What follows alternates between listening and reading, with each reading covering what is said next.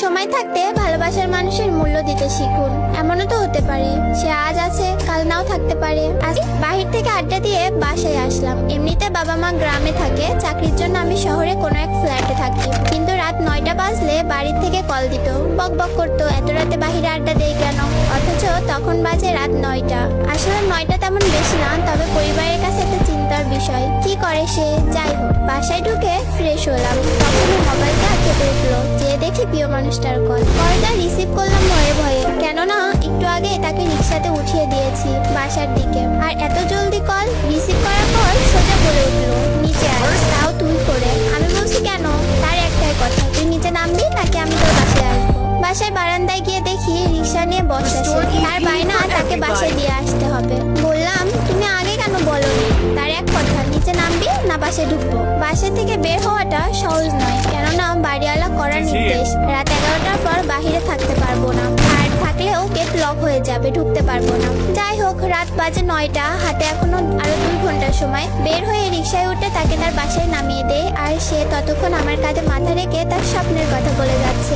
দেখতে দেখতে তার বাসার সামনে চলে আসলাম। পরের দিন কল, আজকে কি ঘুরতে বের হবা? আমি বললাম আজ অফিস আছে, তারপরের দিন যাবো। সে বললো আচ্ছা ঠিক আছে। অফিস থেকে বাসায় ফিরলাম রাত 9টা বাজে। সারাদিন প্রিয় মানুষটার সাথে কথা বলতে পারিনি। ওর কথা ভাবতেই ওর ফোন আসলো। ফোন রিসিভ করলাম আর সে বললো বাবু নিচে আসো, একটা সারপ্রাইজ আছে। আমি নিচে গিয়ে দেখি প্রিয় মানুষটা দাঁড়িয়ে আছে। উঁকি মেরে দেখছিলাম ওর হাতে কিছু আছে কিনা, কিন্তু কই, কিছুই তো দেখলাম না। ভাবলাম পাগলিটা চুমু খাবার জন্য এসেছে, তাই ওকে চুমু খাবার জন্য ওর দিকে এগিয়ে যাচ্ছিলাম। কিন্তু আমাকে ধাক্কা দিয়ে পিছিয়ে গেল আর বলল এখন চুমু খেতে হবে না, রাতে অনেক খেতে পারবা। আমি বললাম রাতে অনেক খেতে পারবো মানে? সে বলল বান্ধবীর বাসায় থাকার কথা বলে এসেছে, আজ তোমার সাথে থাকবো। আজ তোমার সাথে থাকবো, তোমার বুকে মাথা রেখে ঘুমাবো। আমি একটু রেগে বললাম উফ, কেউ দেখে ফেলার আগে যাও তো। সে জেদ করতে লাগলো, আমি যাবো না, সারা এখানে দাঁড়িয়ে থাকবো। আমি বললাম তোমার যা ইচ্ছা তাই করো। আমি আমার রুমে চলে আসলাম। কিছুক্ষণ পর জানালার ফাঁক দিয়ে তাকিয়ে দেখলাম সে এখনো দাঁড়িয়ে আছে, মুখ গোমড়া করে, আর কিছু বাজে ছেলেরা ওর দিকে এগিয়ে আসছিল। আমি নিচে গিয়ে ওর হাত ধরে টেনে নিজের রুমে নিয়ে আসলাম। এখন কি করি? বাড়িওয়ালা যদি জানতে পারে আমাকে সোজা বের করে দিবে, তাই ওকে লুকিয়ে রাখলাম। দুজন একসাথে ডিনার করে শুয়ে পড়লাম। পরের দিন ঘুম থেকে উঠে দেখি পাগলটা আমার বুকে মাথা রেখে ঘুমিয়ে আছে। অনেক মিষ্টি দেখতে আর মায়াবী, কি আরামে না ঘুমিয়ে আছে। না জানি কি স্বপ্ন দেখছে। আমি আলতো করে আমার হাত বুলিয়ে দিচ্ছিলাম, আর সে আমার হাত ধরে ওর গালের সাথে চেপে ধরে রাখলো, যেন এটা ওর নিজের হাত। আমি হাত সরিয়ে নিতে চাইলাম, কিন্তু সে আরো শক্ত করে ধরে আছে, ছাড়ছেই না।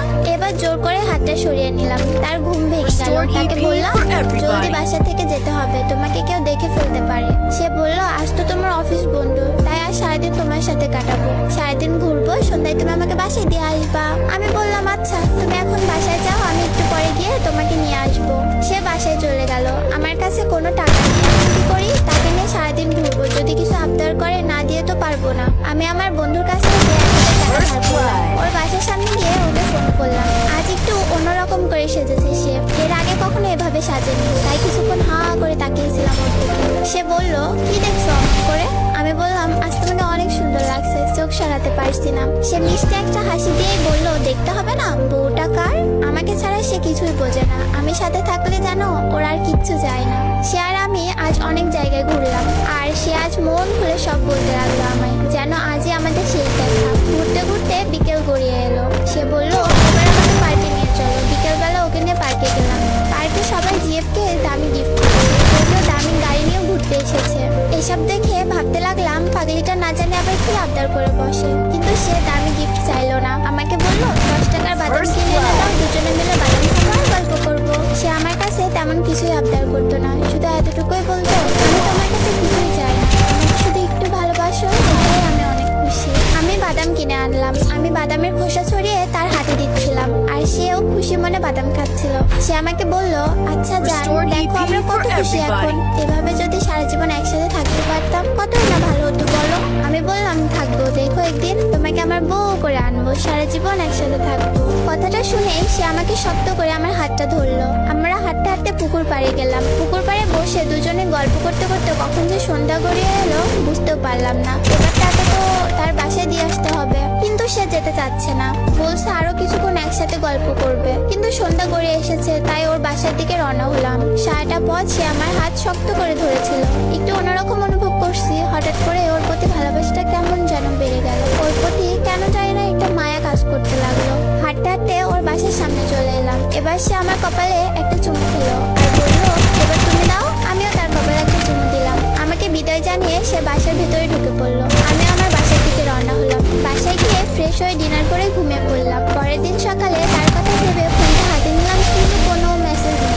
রোজই মেসেজ দিয়ে ঘুম ভাঙাতো, আজ কোনো মেসেজ নেই। মনে মনে ভাবলাম হয়তো ব্যস্ত আছে বা ঘুম ভাঙেনি এখনো। আমি অফিসে চলে গেলাম। বাসায় ফিরে ফোন করলাম, কিন্তু ফোন বন্ধ।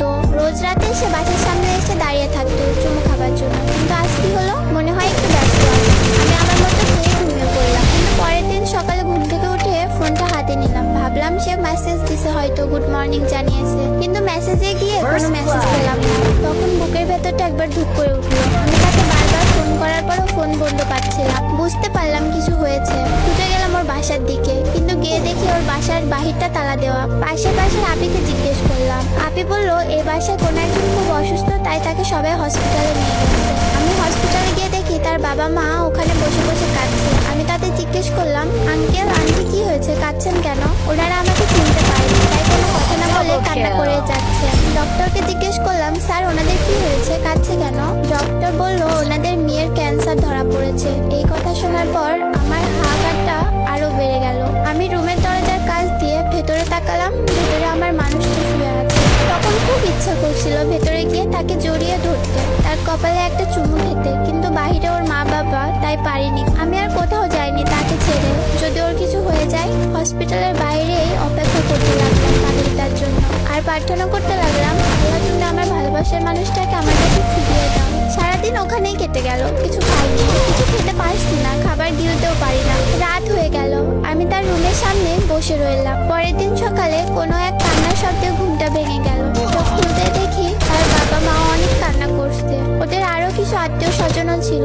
সবার কান্নাকাটি দেখে অনেক ভয় করছিল আমার। আস্তে আস্তে ওর রুমের দিকে এগিয়ে গেলাম। এবার দরজার ফাঁক দিয়ে ভেতরে তাকালাম। দেখি সে আর বেঁচে নেই।